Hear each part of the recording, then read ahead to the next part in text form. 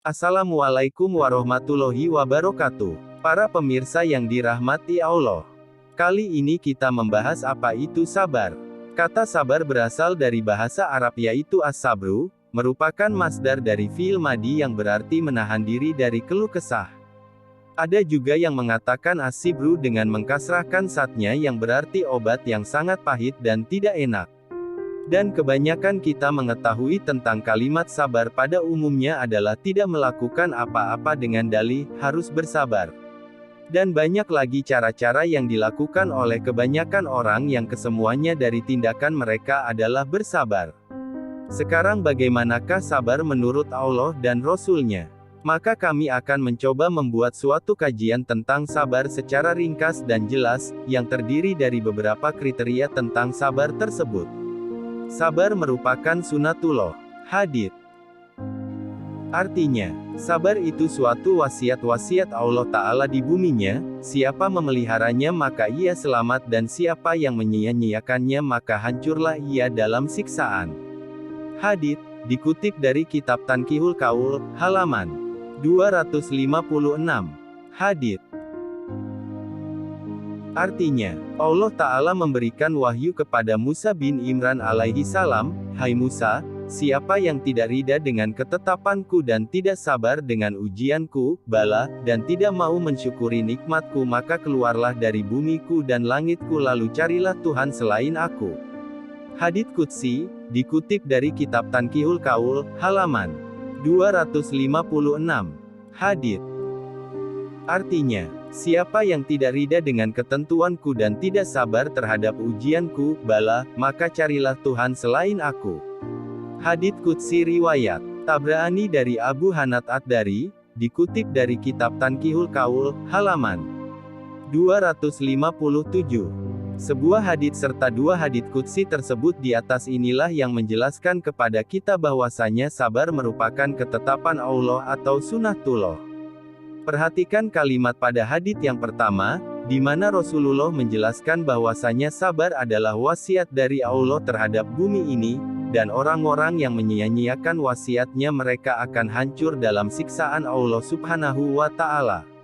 Sebaliknya bagi orang-orang yang memeliharanya maka mereka akan selamat memperoleh rahmat-Nya. Perhatikan kalimat tersebut, sabar itu suatu wasiat-wasiat Allah Ta'ala di buminya, siapa memeliharanya maka ia selamat dan siapa yang menyia-nyiakannya maka hancurlah ia dalam siksaan.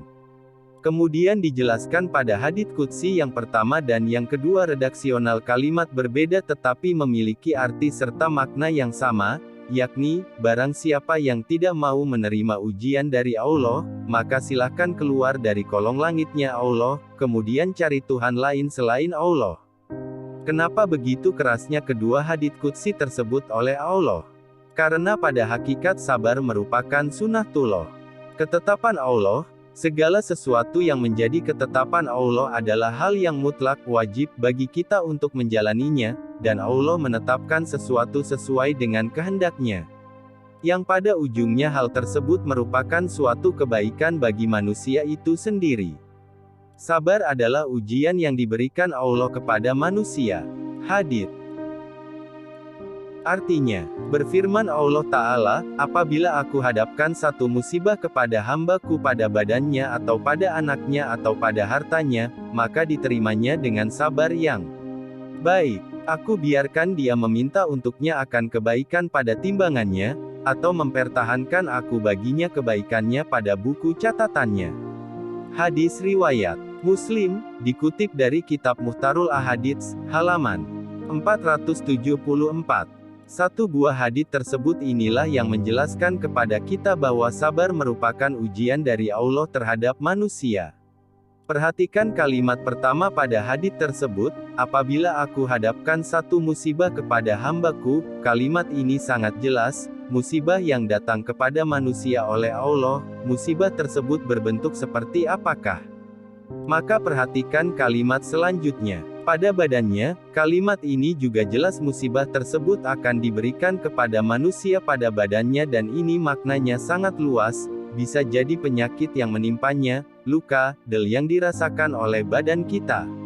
Kemudian kalimat, atau pada anaknya, nah kalimat ini juga jelas, pada keluarganya, dalam hal ini anak merupakan perwakilan dari keluarganya, sehingga bisa jadi istrinya, orang tuanya dan keluarganya.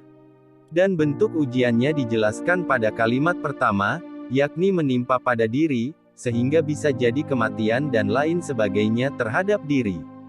Kemudian kalimat selanjutnya, atau pada hartanya, nah kalimat ini juga sangat jelas yakni seluruh aset yang dimilikinya dalam hal ini harta menjadi perwakilannya, sehingga bisa jadi rumah, mobil, tanah, toko del yang dikuasainya akan diuji oleh Allah.